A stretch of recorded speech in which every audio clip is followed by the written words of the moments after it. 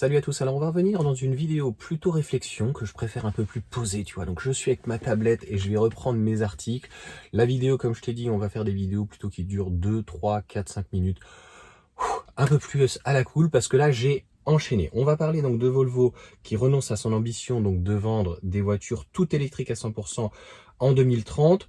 Donc Geely a priori a eu les yeux beaucoup plus gros que le ventre, c'est-à-dire que autant dans le nord de l'Europe c'est validé, on a vu que le EX30 marche très bien, le EX60 va arriver, donc je pense que ça va être très bien aussi. Ils vont garder de l'hybride et de l'hybride rechargeable, et clairement, Volvo a plutôt un bon positionnement, comme entre guillemets smart, mais dans les pays Allemagne, France, Italie, Espagne ou quoi que ce soit, qui sont aussi quand même des pays extrêmement riches, hein, la France, l'Italie, l'Espagne et l'Allemagne, voilà, là la mayonnaise ne prend absolument pas. Donc Volvo revoit son objectif. Je pense que là, c'est l'un des seuls constructeurs qui est allé au forceps, tu vois, et là qui se rend compte que le marché, en fait, clairement, il est pas mature. Donc ils ont tout à fait raison, en fait, non pas de faire machine arrière, mais de revoir leurs objectifs qui étaient peut-être un petit peu trop ambitieux.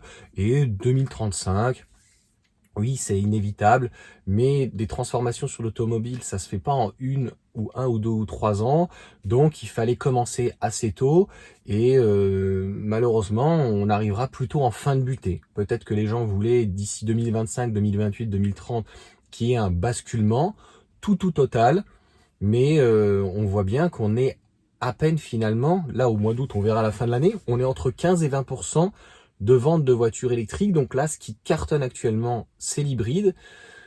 L'hybride pour différentes raisons, donc on va pas revenir dessus parce qu'il n'y a plus de diesel, parce qu'il n'y a plus forcément d'essence et qu'on ne propose que de l'hybride, et de l'hybride donc essentiellement en essence, et que les gens aussi, tout l'été, on leur a martelé en disant vous n'allez pas pouvoir partir en vacances avec votre voiture électrique, vous n'allez pas pouvoir recharger, vous n'allez pas trouver de borne, ça va être très compliqué.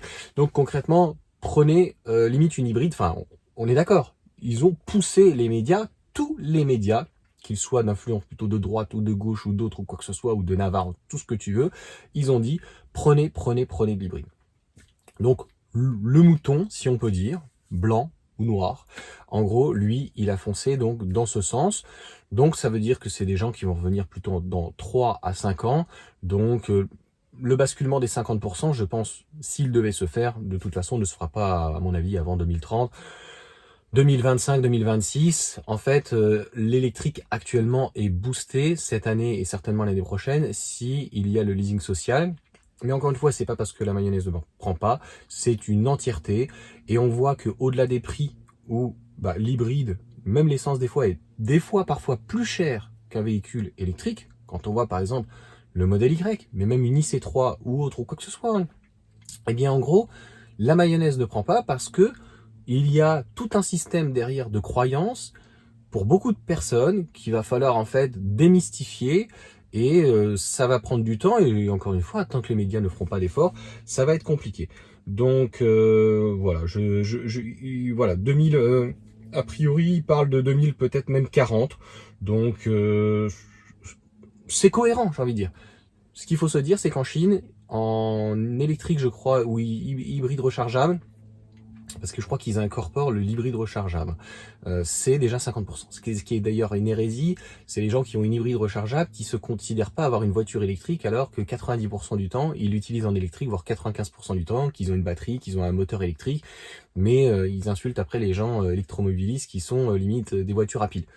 Et c'est déjà ce que tu as. Voilà. Sur ce, ciao à tous.